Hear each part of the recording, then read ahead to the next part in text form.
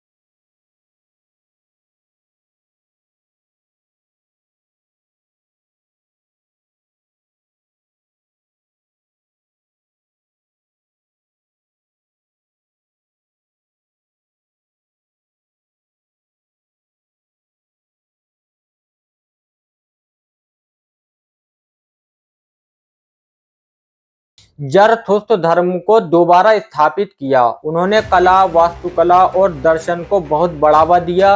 लेकिन सासानी साम्राज्य के साथ ही प्राचीन फारस का अंत हो गया। 7वीं सदी में अरब प्रायद्वीप से एक नई ताकत उठी, इस्लाम। अरबों ने इस्लाम के झंडे तले एक के बाद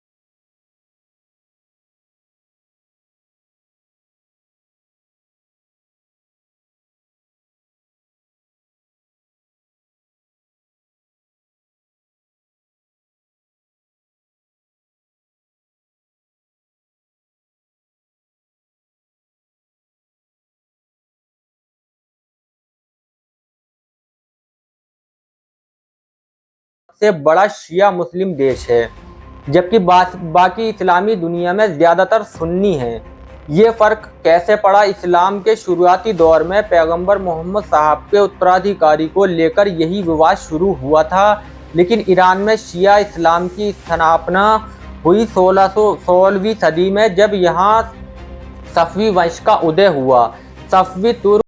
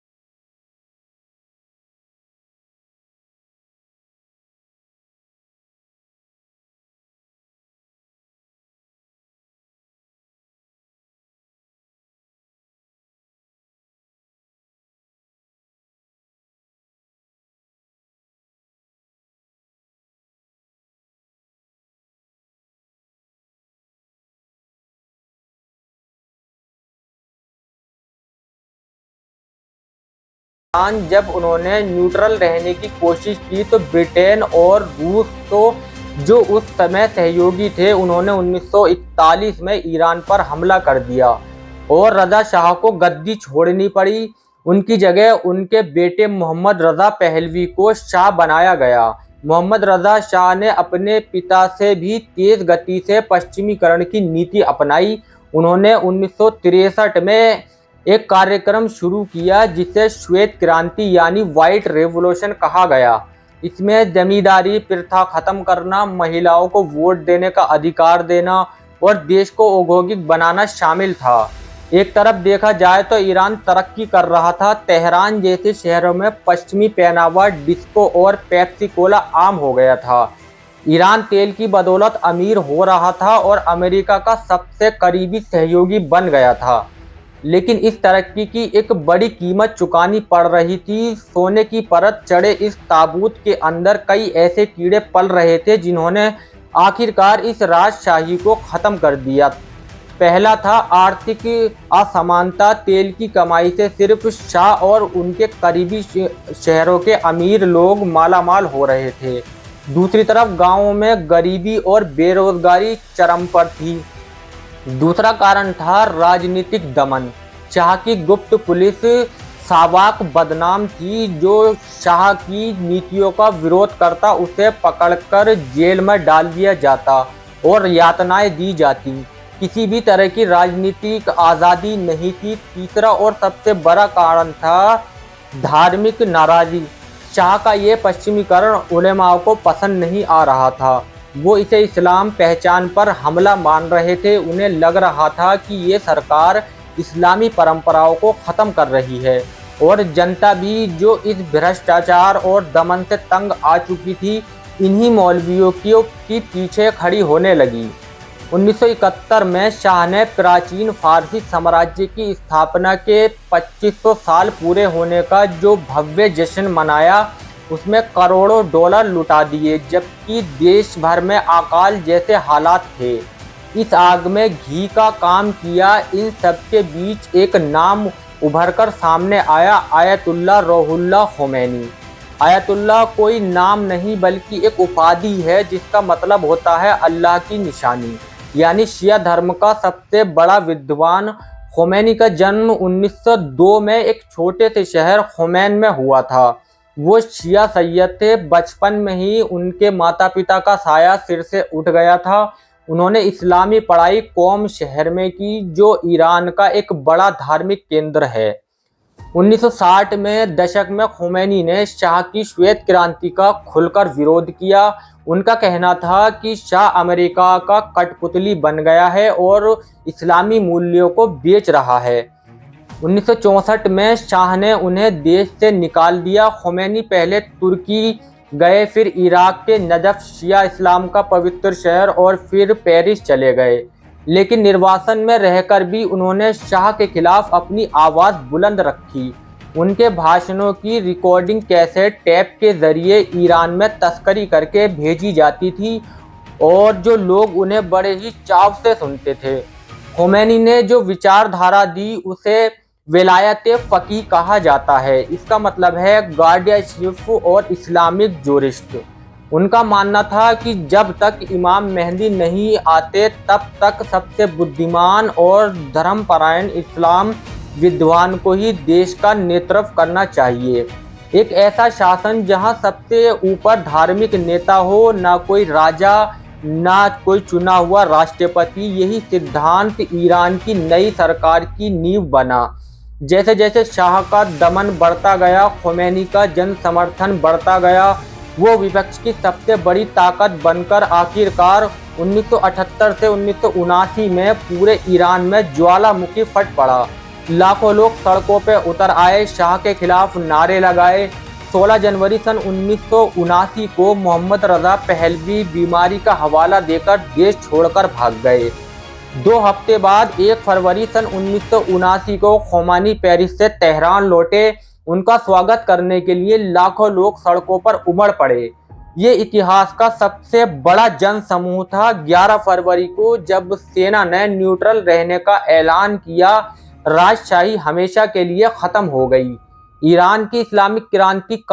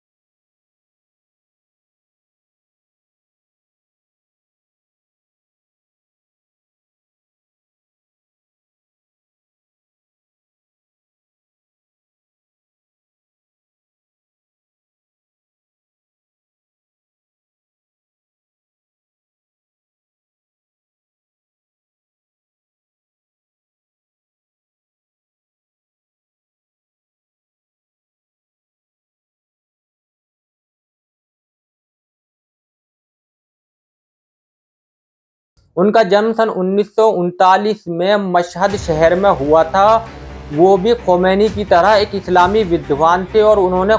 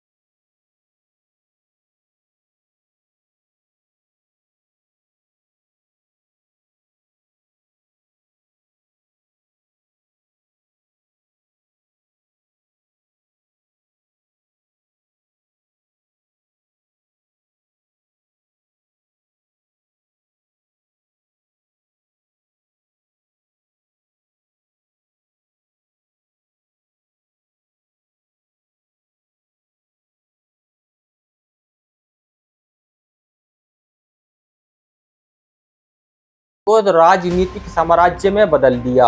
माना जाता है कि उनके शासन में ही असली ताकत सर्वोच्च नेता के पास केंद्रित हो गई, न कि निर्वाचित राष्ट्रपति के पास।